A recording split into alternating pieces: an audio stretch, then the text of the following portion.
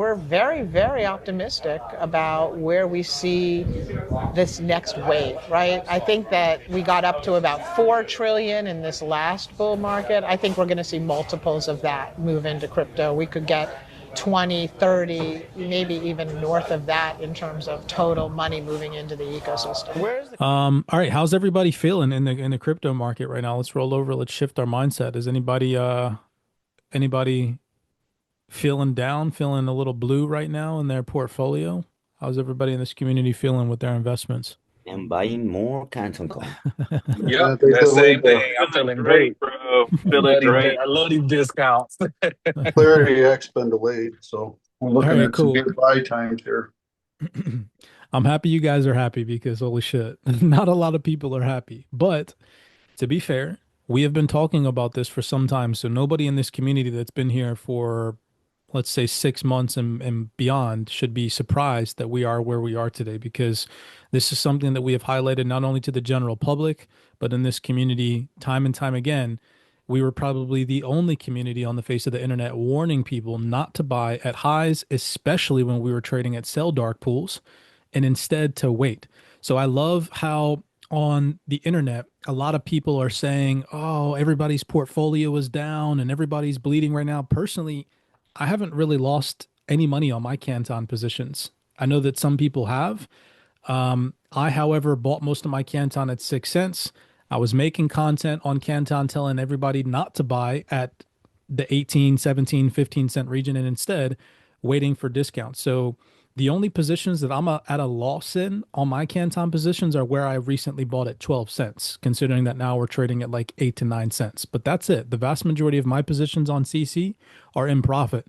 And so I like to put my money where my mouth is at. If we go back 5 months ago, this is one of the first videos where we were talking about a potential decline in Canton's price. I'm personally hoping that we don't see that because I would like to buy a lot more Canton at lower prices. So with that being said, if we cannot break out above this accumulation range that we're currently trading in, turn it into support and trail higher, it's likely going to turn into a distribution schematic. We're likely going to see sellers continue to defend passively at these previous highs. We're likely to see dark pools rejected, supports broken, and lower highs made, and that's likely going to transmute into lower prices. The first area that I would assume market makers are going to target are any over-leveraged MEXC traders that will able to get in at this dark pool with leveraged stop positions beneath this low. So that would open the door for a revisitation of 14,801.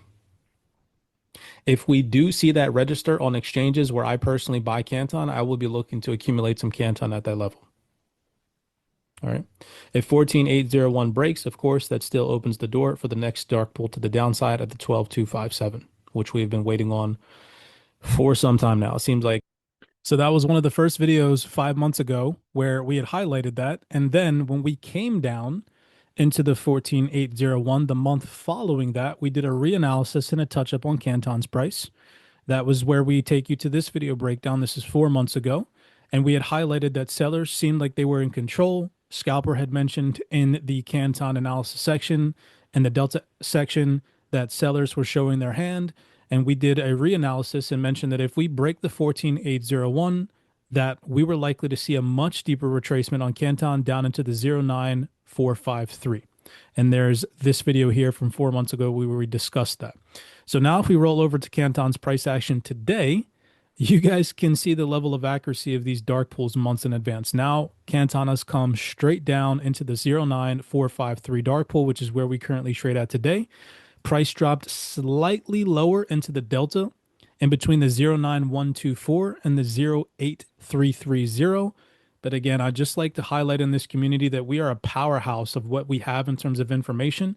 How many retail traders out there are either pissed off at their Canton investments or shaken out of their position and their kind of mental fortitude supporting Canton and the long-term outlook because they were manipulated into buying at these highs. Here in this community, we try to give retail traders a level playing field and access to institutional information that nobody has on the face of the internet. And now we can see months later it is played out. If you guys were patient along with me, hopefully it's benefited you. Now, not financial advice, I'm starting to accumulate heavily. Could we go lower? Absolutely. The market sentiment is still skewed in favor of sellers right now, especially if geopolitical risk intensifies, if inflation risk intensifies or comes out higher, if labor market data continues to prove resilient, which as of today it did not. But one data report is not just going to flip market sentiment around completely. We also still have another FOMC meeting and rhetoric that we'll need to pay attention to in September. There's so many things that are going to happen between now and then where we, if are going to see buyers come back in aggressively, need to see a complete shift in sentiment. We have not yet, so downside risk still exists. With that in mind, as of time of recording, trading down into the dark pool and the delta in between the 833 and the current dark pool at the 9453, if buyers can hold this, then taking a look at this in terms of the higher time frame, taking a fib from that December low at around 5 and 8 cents all the way up to the high of 2026, we traded straight down into a 79% discount, y'all. Look at that. To the freaking pip, 79%. So I wouldn't be surprised if we start to see sellers start to take some profit and buyers start to reaccumulate from here. Like I said, could we go lower? Absolutely. But if we're not at a bottom already, we're close to one, in my opinion. Now, could I be wrong? Yes. With that being said, to the downside, if we do see a clear out of over-leveraged positions on Canton, I am fearful that, keeping in mind, these dark pools usually tend not to miss, lower level dark pools could come into fruition. So to the downside, next on our radar, if we break below the 09453, where we're currently trading at now, sentiment worsens. We continue to see a risk-off backdrop. 07859 is the next AOI. Underneath of that, a revisitation of the 058, or the lows from all the way back in December 2025 before Canton had its substantial rally.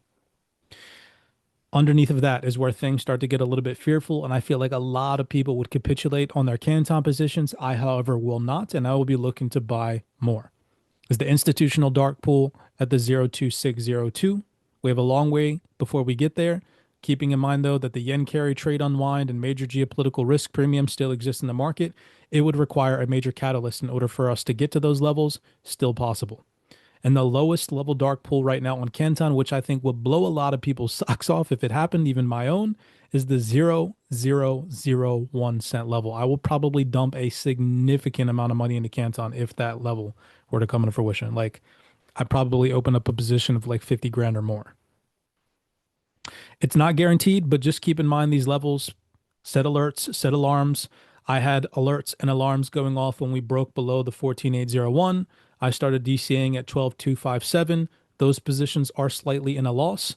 The positions that I just recently accumulated are slightly up on the day as I started to dollar cost average at the bottom of these deltas. We'll see how price reacts to these levels in the coming weeks ahead. To the upside, right now, if we look at the moving averages, right now we are trading underneath of all three moving averages. The 50 EMA is not showing up on Canton's price action because it doesn't have enough historical data for that yet. So right now we can see that the 18 EMA converges at the 14026 dark pool.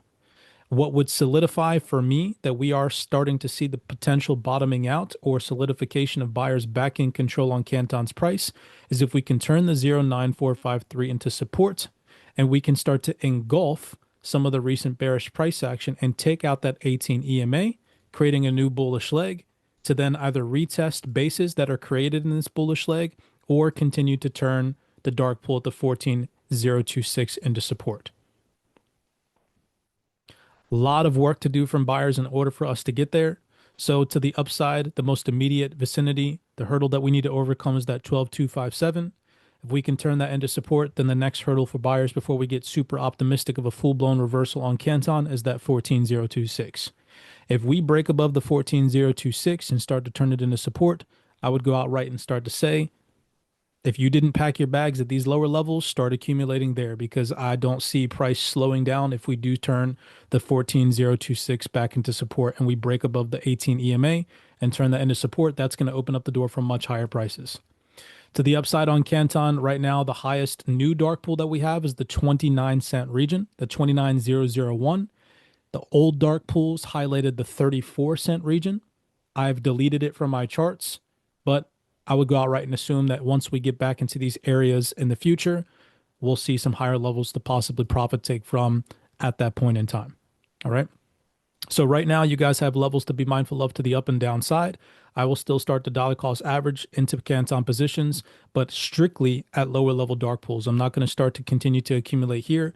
I've already accumulated at the 09453 dark pool. I put in about another 5 grand on Canton. I'm comfortable with that if it goes lower, and I'm also comfortable with where my bags sit if we bottom out from here.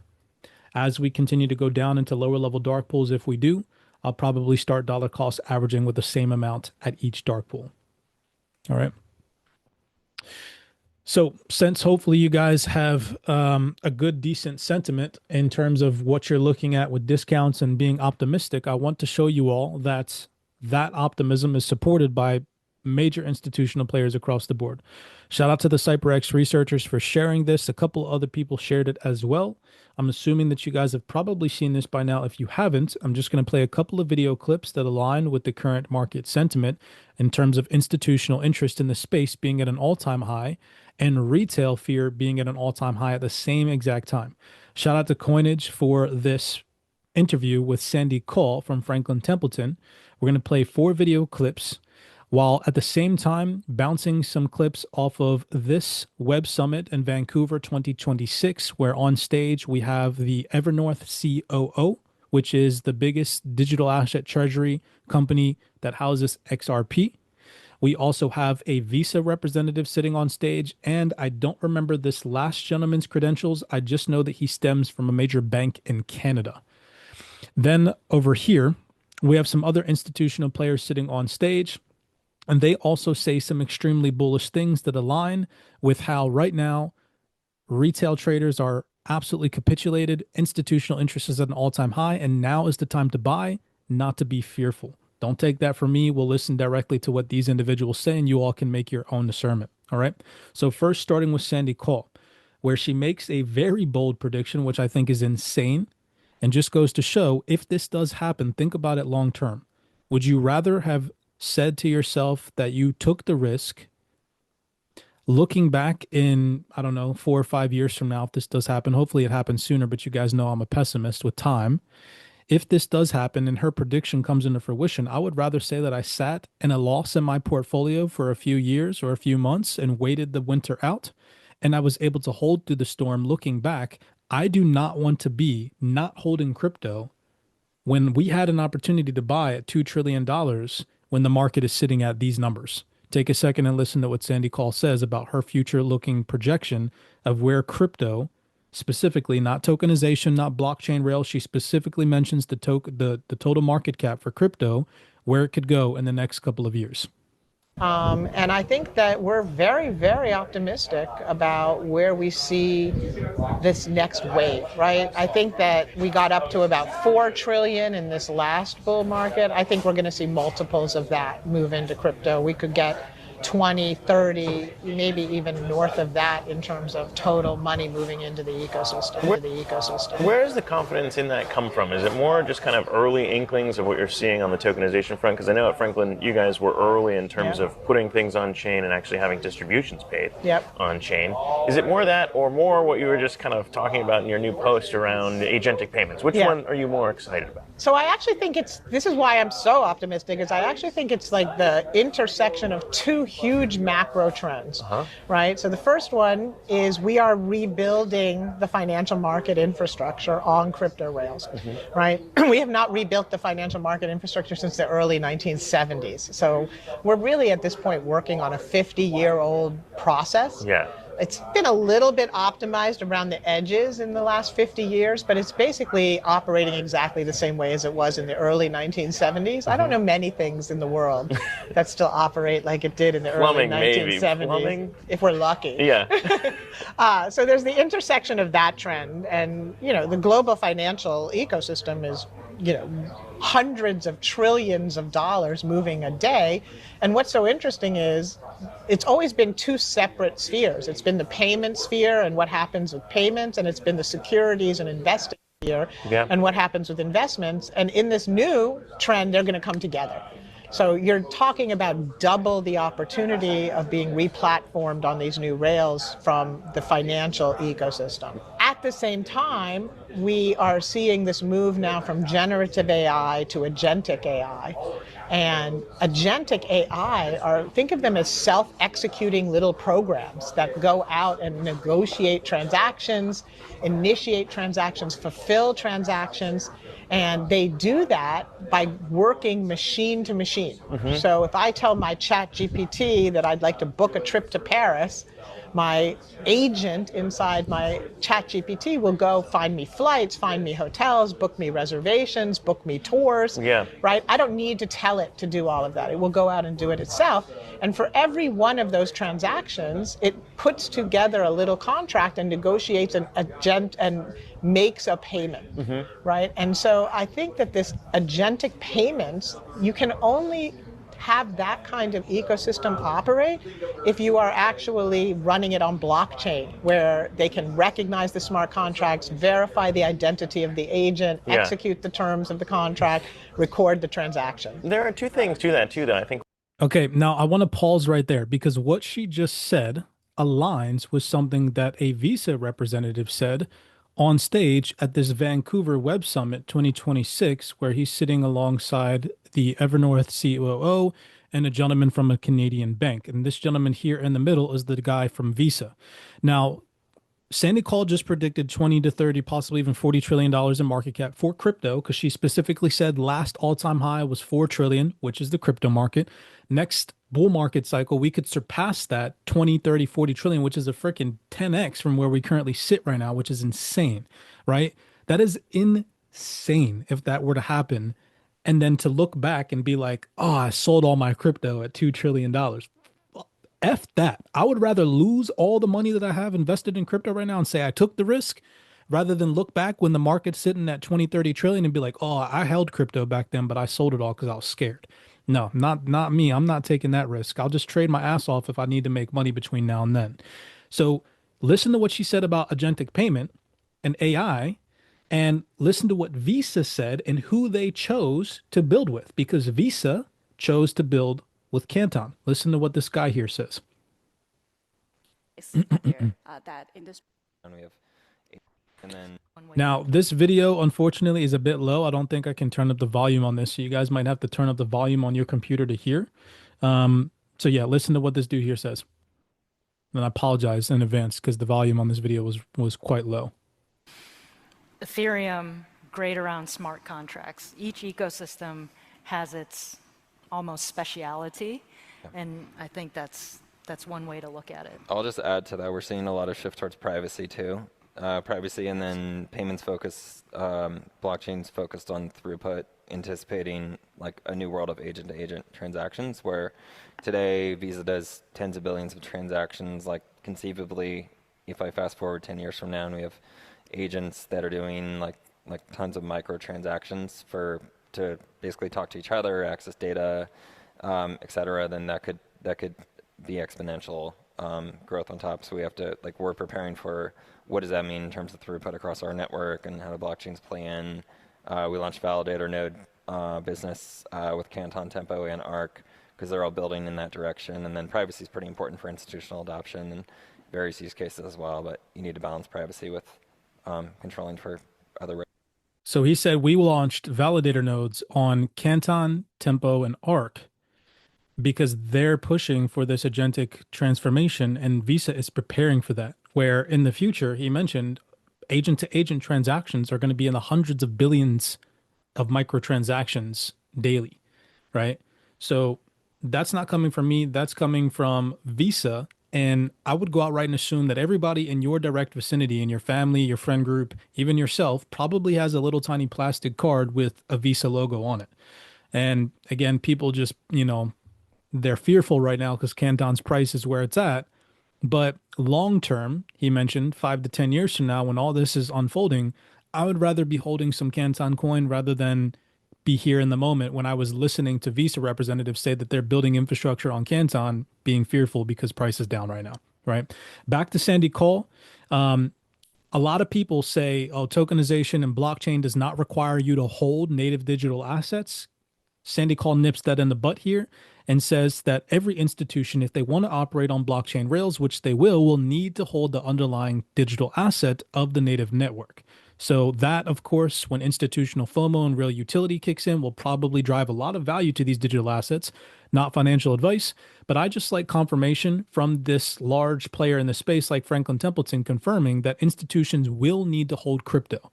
It is not a matter of maybe or if, it is they will need to hold it. So take a second and listen to what she says here. I think when you talk about kind of bear bull, price action obviously matters in some of this. And so I think, there have been questions ever since more money started to come on chain, how it starts to trickle into, I guess, getting from a bear market into a bull market. That's right. How do you see kind of like the price trickling through? Because Yeah. someone could look at it and say, maybe I'm more bullish on the idea of owning the financial giants who are now stepping in Yep. and kind of operating some of this. Or I still believe that the price of the underlying tokens here are a better bet. To record a transaction on a blockchain, you need the native cryptocurrency of that blockchain. So if an agentic payment is going to start to record millions of transactions a day Yeah. on, and I'm just picking one here, Solana, it needs to hold Sol, right? If Franklin Templeton is recording our future investment transactions, well, we're already doing it today too. So our current investment transaction on a blockchain like Ethereum, you need to own ETH. Yeah. And so demand for the native cryptocurrencies by people who are actually operating businesses in the space, I think is going to surge. Okay. And then as the cryptocurrencies surge, the treasuries of these foundations start to have more and more capital that they can deploy to developers to begin developing apps.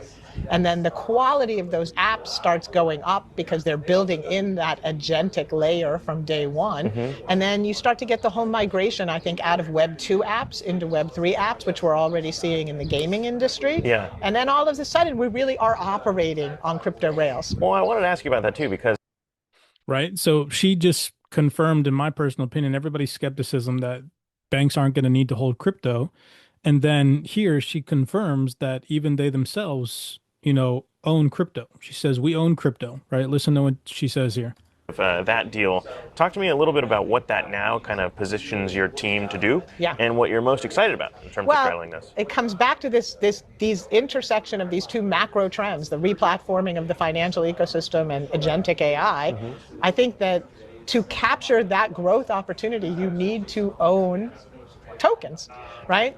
I mean, it used Y'all, she just said, you need to own tokens, right? That's coming from Franklin Templeton.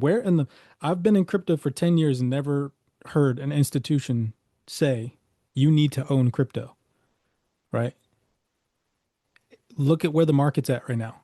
She's telling you, you need to own tokens 2 days ago when the market is where it's at today, right? So I just thought that was pretty crazy to hear directly from a representative that works with hundreds of institutions and is regulated and is the size that Franklin Templeton is. used to be I needed to own the equity of a company to capture growth, and Yeah. now I really believe you need to own the tokens of a network to capture growth. And so we are active investors who really try to capture that growth potential for our clients, and we believe very strongly that this next wave of growth is going to come from crypto, so we need the best traders and the best portfolio managers in the world on our platform. Yeah. And that is what we're really taking advantage of this crypto winter to do. We're rolling up great talent. We are creating a multi-strategy hedge fund that's going to be able to really allocate based on where we are in the cycle to different types of investment strategies. And we really believe that we can be the #1 investing firm in crypto because this is really the right moment, and we really are bringing our 80 years of brand and history of understanding how growth happens Yeah. to really deliver. I mean, we were the first country, we were starting to offer emerging.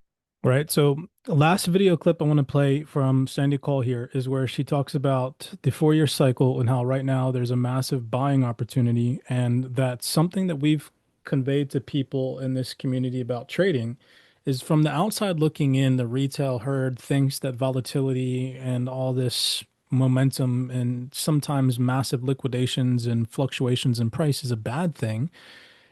In this community, we see it, as you guys know, as a good thing because we know that volatility creates opportunity. I feel like I've said that time and time again, that the mature investor, the mature trader understands that with volatility comes good opportunity, as long as you know how to balance risk properly and do proper research, right? And Sandy Cole here just goes on to reiterate that now is a good buying opportunity, and that volatility does confirm and create opportunity. Take a second and listen here to this last clip that she says. A portfolio that is optimized on the efficient frontier. And maybe you actually don't lose money in the. We are seeing kind of this collision of crypto and TradFi. Then you would expect to see some of this start to be a little bit shallower in the ups and downs. Yeah. And, you know, a lot of people are saying come October, that's when things on a 4-year cycle should start to turn. Yeah. What does Sandy say about kind of like the changing dynamics of I think I have spent my entire career in markets. I traded for many, many years. There is such a psychological component to markets that just the fact that everybody says by October the markets are going to turn, the markets will probably start to turn prior to October because that anticipation of that event, people are going to want to be positioned before that. And I think we're already starting to see some signs of stability, but it doesn't matter, right? Like once you've gotten back to this range, and don't forget, if you look at the patterns, we're back to what the previous highs were. Yeah. Right? Every time you call back to where the previous highs were and you consolidate, that's a good buying opportunity. That's how I think of it from just my pure trader instincts, right? Yeah, from doing this, as you having said. done this for decades. Yeah, but from in terms of when you're speaking to clients and other people right now, it seems like that has also been the case, is that they haven't been scared away by price action within crypto because the trend of building on chain is so strong. Look, I used to trade, one of the markets that I traded was frozen concentrate orange juice, right? If you think crypto is volatile, you should have seen the frozen concentrate orange juice market, right? So volatility is actually an opportunity to make money when you know how to invest around volatility. Yeah. And that is why I think it's so important that we start to have this amazing investment team that we've created with Franklin Crypto, because they really will understand how to pull the alpha and pull the returns out of the market, no matter where we are in the cycle. Just last question in terms of how big this becomes. I mean, is there a relative number of where we are today for Franklin specifically, and where you want to see these numbers start to hit?